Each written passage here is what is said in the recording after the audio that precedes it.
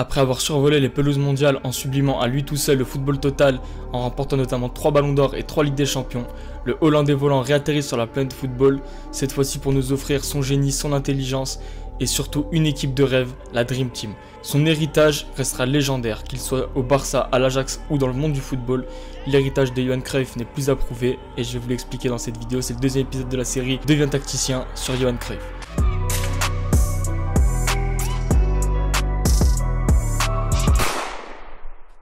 Ceux qui connaissent pas Johan Cruyff, ça sera la minorité d'entre vous, mais on va faire un petit rappel sur sa carrière. Johan Cruyff, c'est donc 3 Ligues des Champions remportées avec l'Ajax Amsterdam, 3 ballons d'or, une finale de Coupe du Monde où les Pays-Bas régalent la planète football en 1974, où malheureusement ils la perdent en finale contre l'Allemagne de Beckenbauer et Gerd Müller. Et suite à sa carrière de joueur, il devient entraîneur et suit les traces de son ancien entraîneur Rinus Michels, l'inventeur du football total.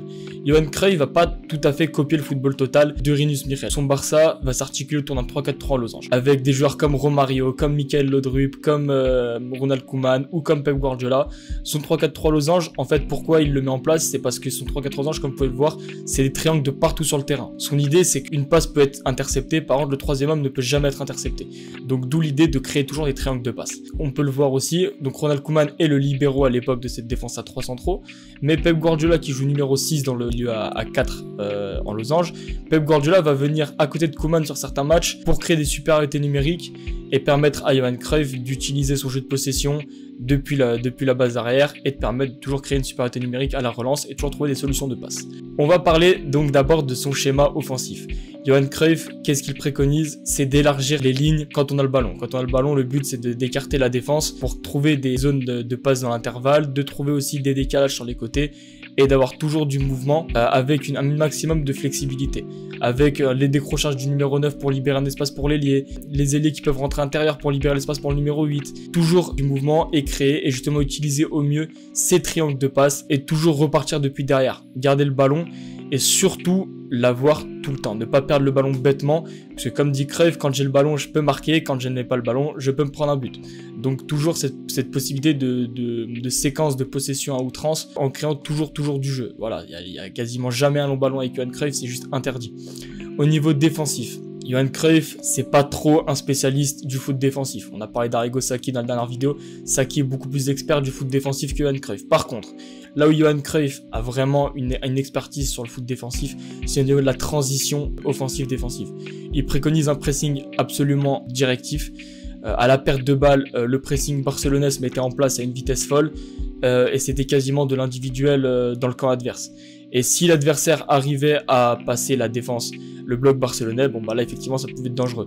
Cruyff disait que quand il défendait, quand il pressait, il y avait 3 possibilités pour l'adversaire de le contrer. La première c'était sur des longs ballons en profondeur et là il disait son gardien était tellement haut sur le terrain qu'en fait le gardien interceptait les longs ballons derrière la défense. Si la défense souhaitait relancer long sur des passes croisées, les défenseurs centraux qui étaient Koeman et Guardiola, qui n'étaient pas forcément très rapides mais avaient une lecture du jeu au-dessus de la moyenne, interceptaient les ballons.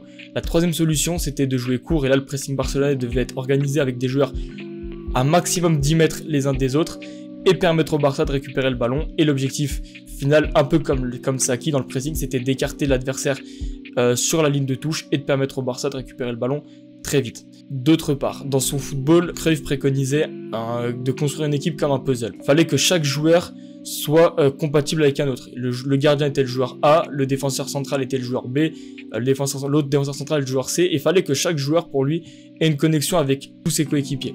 Et c'est comme ça qu'il a construit son équipe, avec une complémentarité entre chaque joueur. Il y a des joueurs qu'aujourd'hui on se rappellerait même plus, comme Baquero, comme Bekiristain, mais c'était des joueurs qui avaient une connexion technique qui permettait au Barça de construire du jeu, avec justement Guardiola qui à l'époque était en équipe de jeunes, mais qui l'avait fait venir alors qu'il n'avait que 17 ans, aucune compétence physique et athlétique, mais une intelligence de jeu qui lui permettait d'être la rampe de lancement de son jeu, ce qui a donné à la suite des joueurs comme Sergio Busquets par exemple. Donc pour parler ensuite de l'héritage de Johan Cruyff, il est juste monstrueux en fait. C'est-à-dire qu'aujourd'hui, évidemment des clubs comme l'Ajax ou le FC Barcelone jouent selon les principes cruyffistes, avec un jeu de possession à outrance, une volonté de défendre aussi avec le ballon.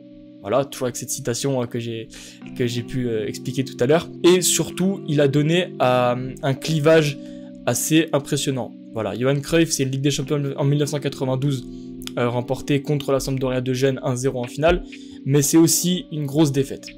Et j'aimerais y revenir parce que ça va un petit peu faire parler de l'héritage cruyffiste. En 1994, alors que le Barça est pour moi au sommet de son art, avec notamment une victoire contre le Real Madrid, 5-0, la fameuse Manita du Barça, avec des buts extraordinaires, notamment de Romario qui met un triplé ce soir-là. Il y a ce match contre le Milan AC en finale de Ligue des Champions, où le Barça s'annonce grand favori. Le Milan n'est plus le Milan d'Arrigo Sacchi, c'est le Milan de Fabio Capello. Cruyff a des citations avant en conférence de presse où il explique « Nous, on a mis 27 millions de francs sur Romario, eux l'ont mis sur Marcel Desailly, ça montre bien que nous, on est là pour créer du jeu, eux sont là pour bétonner. » Au final, le Barça de Johan Cruyff se fera démonter 4-0 dans cette finale-là, et Johan Cruyff s'en ira du Barça dans les 2 ans qui suivent, avec une baisse de résultats année après année. Pourquoi je veux revenir sur cette finale, c'est que ça a donné un clivage qui existe encore aujourd'hui. Les entraîneurs qui veulent proposer tout le temps du jeu, qui veulent toujours avoir le ballon, comme Guardiola, comme De Zerbi, et les entraîneurs qui veulent faire l'inverse en fait, comme Mourinho ou comme Allegri, qui ont été des entraîneurs justement qui ont toujours voulu se vouloir pragmatiques, à toujours dire nous on est là pour le résultat. Bon, le pragmatisme, j'en reviendrai dans d'autres vidéos un peu plus philosophiques. Le pragmatisme n'est pas forcément de laisser le ballon à l'adversaire. Enfin, moi personnellement, c'est pas vraiment comme ça que je pense le football. Enfin voilà, je trouve que cet héritage-là est juste beau parce qu'en fait il intellectualise notre football. Et aujourd'hui on a des débats, est-ce que c'est pragmatique de garder le ballon, de jouer en possession, de jouer en la contre-attaque.